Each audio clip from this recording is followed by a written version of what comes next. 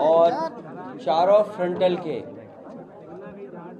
सभी नेता कार्यकर्ता जो यहाँ मौजूद हैं, जो संगठन मौजूद है, मैं संगठन का धन्यवाद देता हूँ और मुझे उम्मीद है कि संगठन को जो जिम्मेदारी दी गई है उस जिम्मेदारी को पूरी ईमानदारी से निभाएंगे।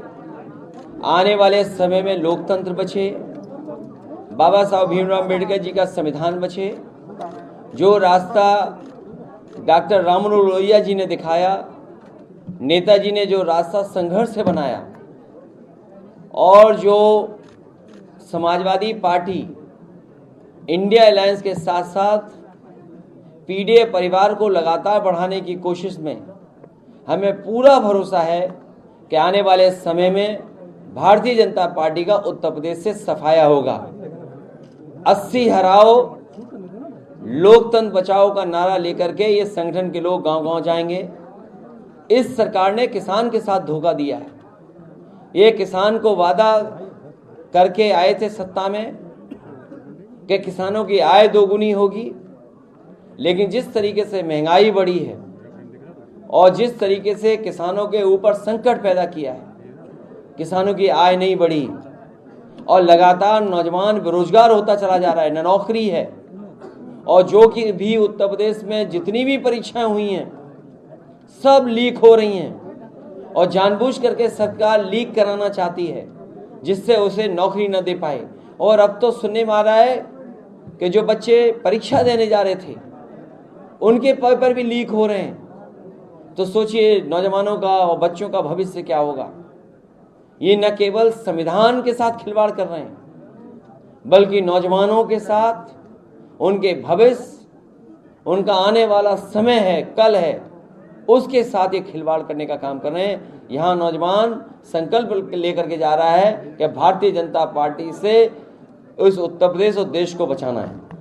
अखिलेश जी, अभी जैसे आपने बोला 80 हराओ, 80 हराओ को अगर बता दें उसका क्या अर्थ निकाला जाए, कुछ अगर? गणित बहुत आसान है, उसमें बहुत ज्यादा दिमाग लगाने की जरूरत नहीं है। किसान की आय दोगुनी नहीं हुई, किसान बैठा हुआ इंतजार कर रहा है कि वोट कब डालेंगे। जिस किसान के ऊपर 3 काले कानून आ रहे थे, चुनाव आया, काले कानून वापस ले लिए। किसान को खुश करने के लिए, एक संदेश देने के लिए पॉजिटिव भारत रत्न चौधरी चरण सिंह जी को दिया गया, भारत रत्न स्वामीनाथन जी को दिया गया। अगर ये वाकई में सच्चे भारतीय जनता पार्टी के लोग किसानों के दुख दर्द को समझते हैं, उनकी परेशानी को समझते हैं और आय दोगुनी का अगर वादा किया उन्होंने, तो स्वामीनाथन जी ने जो फार्मूले दिए थे उन फार्मूलों का अमल क्यों नहीं कर रहे, एमएसपी क्यों नहीं लागू कर रहे हैं। एक तो ये बात, और दूसरी 60 लाख बच्चों की परीक्षा छूट गई।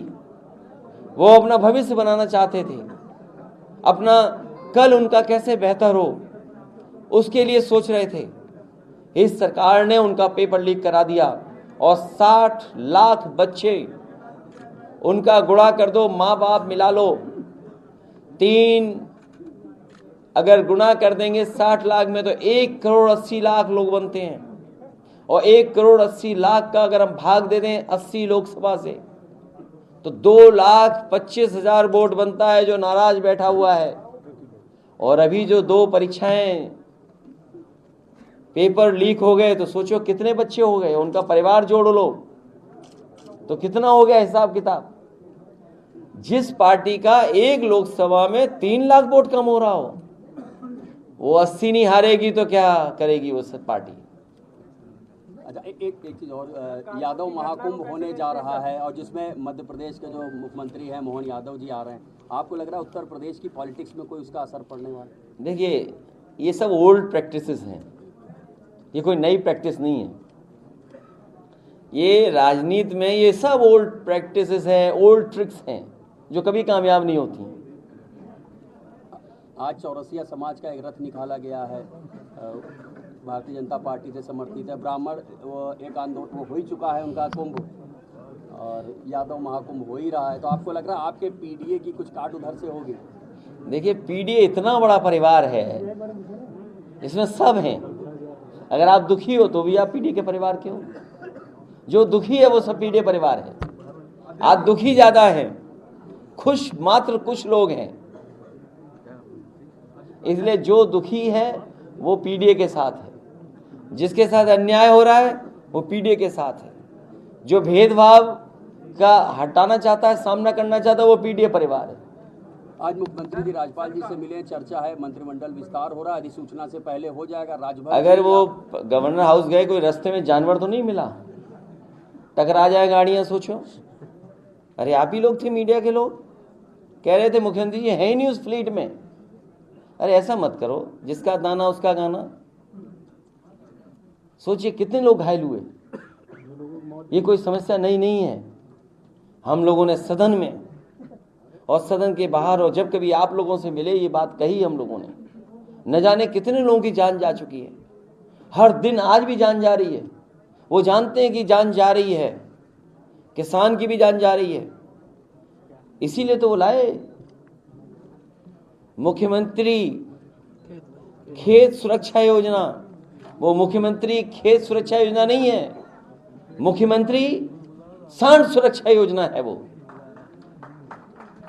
तो चाहे आप गवर्नर हाउस चले जाओ, और हो सकता है उन्होंने भी अखबार पढ़ लिया हो कि होली नहीं मनाएंगे, और फिर जिन्हें पैकेज दिया था, अरे पैकेज का पार्ट मंत्री भी तो है, क्या पैकेज का पार्ट मंत्री नहीं है?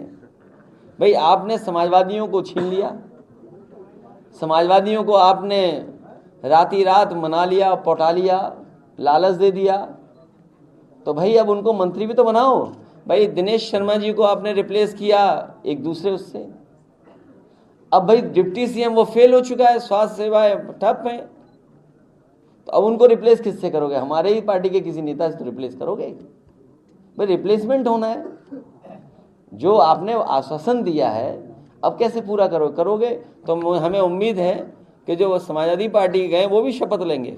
चुनाव आयोग, अरे भाई हम आपसे पूछ रहे शपथ लेंगे कि नहीं लेंगे?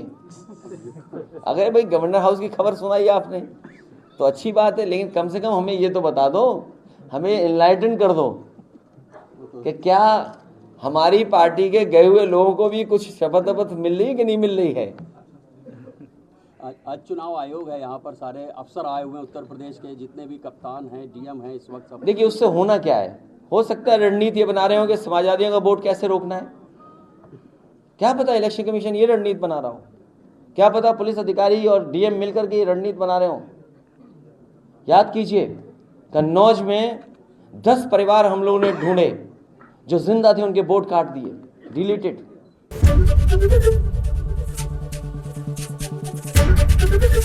एबीपी गंगा, खबर आपकी, जुबान आपकी।